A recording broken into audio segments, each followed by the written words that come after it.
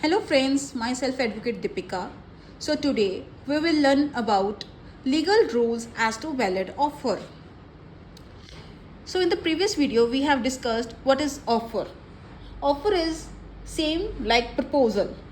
So to form an element there must be at least two elements, one offer and the other is acceptance.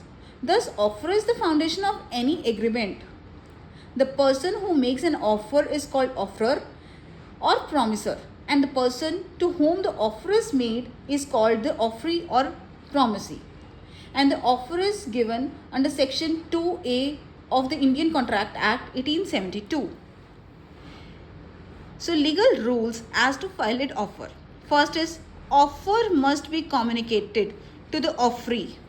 The offer is completed only when it has been communicated to the offeree. Until the offer is communicated, it cannot be accepted. Thus, an offer accepted without its knowledge does not confer any legal rights on the acceptor. So, offer must be communicated to the offeree. Second is, the offer must be certain, definite and not vague. Here is one example of this. A offered to sell to B 100 tons of oil.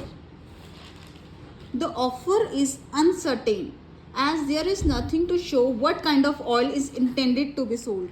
Next is, the offer must be capable of creating legal relation.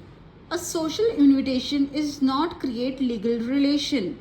For example, A invites B to a dinner and B accepted the invitation. It is a mere social invitation and A will not be liable if he fails to provide dinner to B. Fourth is, offer may be expressed or implied. An offer may be expressed as well as implied.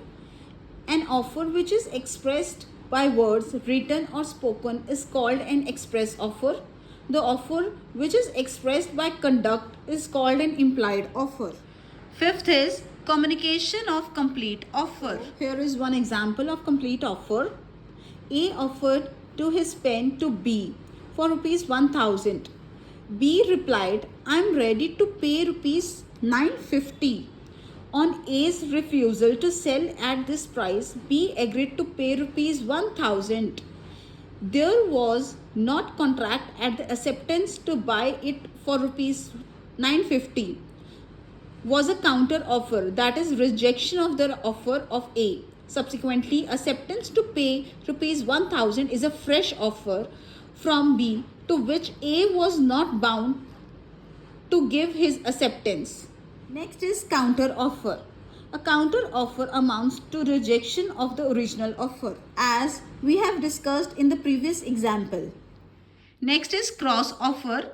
Cross offer do not conclude a contract. Cross offer occurs when two parties make identical offers to each other without either party knowing about the other's offer. Eighth is, offer must be distinguished from invitation to offer. For example, menu card of restaurant is an invitation to put an offer. Next is, offerer should have an intention to obtain the consent of the offeree. And the last is, an answer to a question is not an offer.